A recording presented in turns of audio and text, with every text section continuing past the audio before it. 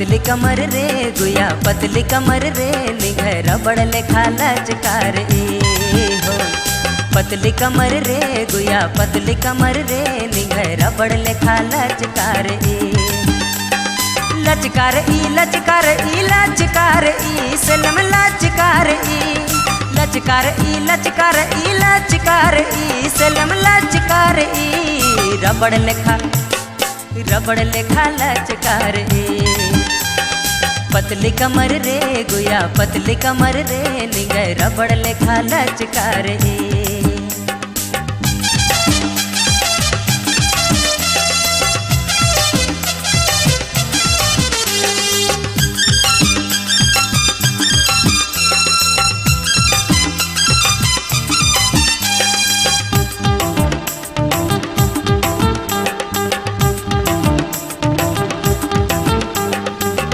वाली गुड़िया निघे चाल जपाने गाल गुलाबी निघे चेहरा निराले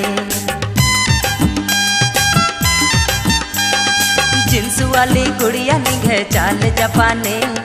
गाल गुलाबी निघे चेहरा निराले इमदाह ईरुनुम जिया माल निंदी सिलम माल निंदी इमदाह ईरुनुम जिया माल निंदी सिलम माल निंदी रबड़ लेखा लचकार हो।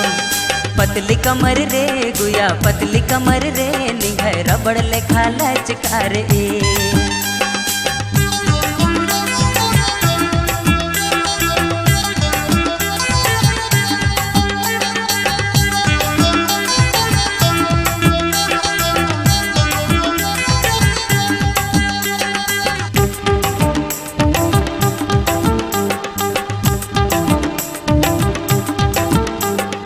नीला पीला ची उन पेलो निंगा के साड़े लाले लाल ची उन पेलो खे खानो चूड़े नीला पीला ची उन पेलो निंगा के साड़े लाले लाल ची उन पेलो खे खानो चूड़े इमदाह ईरुनुम जिया माल निंदी सिलम माल निंदी इमदाह ईरुनुम जिया माल निंदी सिलम माल निंदी रबड़ लेखा लचकार हो। पतली कमर रे गुया पतली कमर रे निघे रबड़ लेखा लचकार